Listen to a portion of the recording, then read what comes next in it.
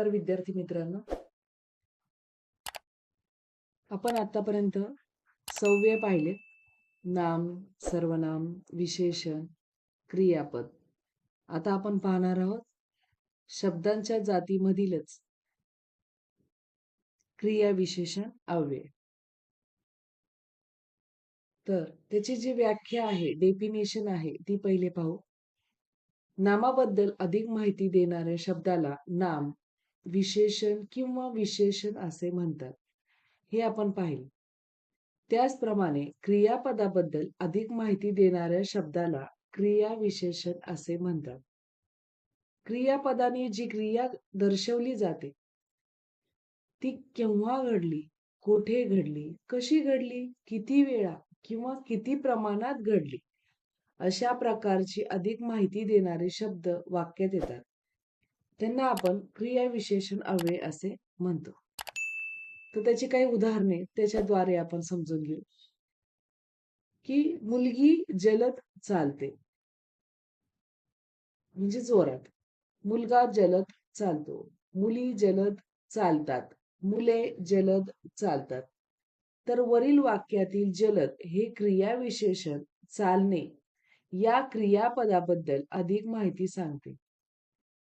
लिंग, वचन यामध्ये बदल केला तरी जलद या क्रियाविशेषणावर काहीही परिणाम होत नाही. त्यात बदलही होत नाही, ते तसेच राहते, म्हणून आपण त्याला क्रियाविशेषण अव्यय म्हणतो. मुलगी स्त्रीलिंग आहे, हो की नाही? ती कशी चालते तर जलद. मुलगा कसा चालतोय तर जलद.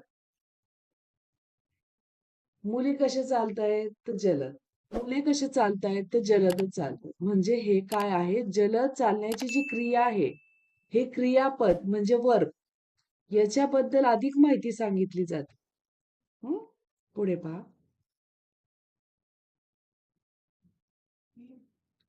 तर क्रिया विशेषण अव्ययाचे काही प्रकार आहेत. तर पहिला प्रकार आहे कालवाचक क्रिया विशेषण अव्यय, स्थलवाचक क्रिया विशेषण अव्यय, रीतिवाचक क्रिया विशेषण अव्यय आणि परिमाणवाचक किंवा संख्यावाचक क्रिया विशेषण अव्यय. कालवाचक क्रिया विशेषण अव्यय यामध्ये आहे की काल शाळेला सुट्टी होती, मी दररोज व्यायाम करतो.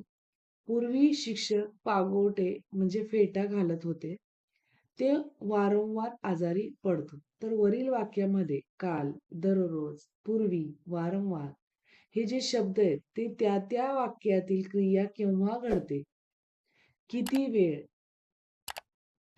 वेळ घडली हे दर्शवलंय, हे दाखवलंय. ही अव्यय क्रिया घडण्याची वेळ किंवा काळ दर्शवलेला आहे, म्हणून याला कालवाचक क्रिया विशेषण अव्यय असे म्हणतो.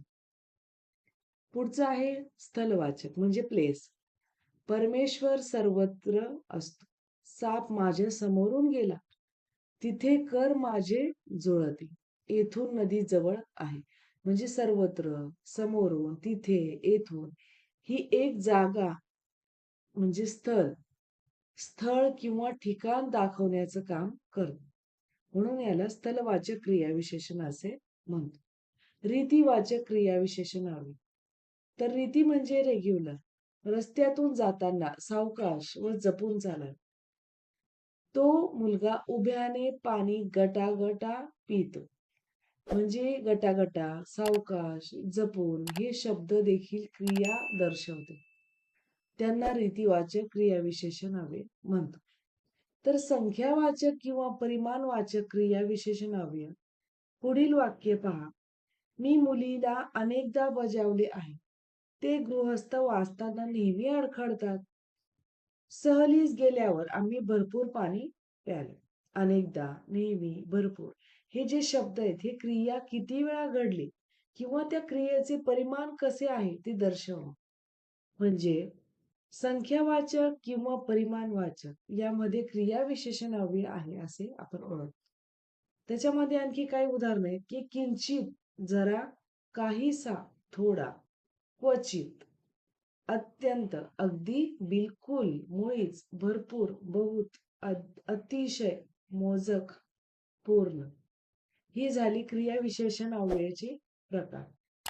तुम्हाला आत्ता तरी एवढेच आहेत. तुम्ही जेव्हा 8वी, 9वी, 10वी जाणार, त्यावेळेस तुम्हाला त्याच्यापुढे क्रियाविशेषणाचे 2 प्रकार असतील. आता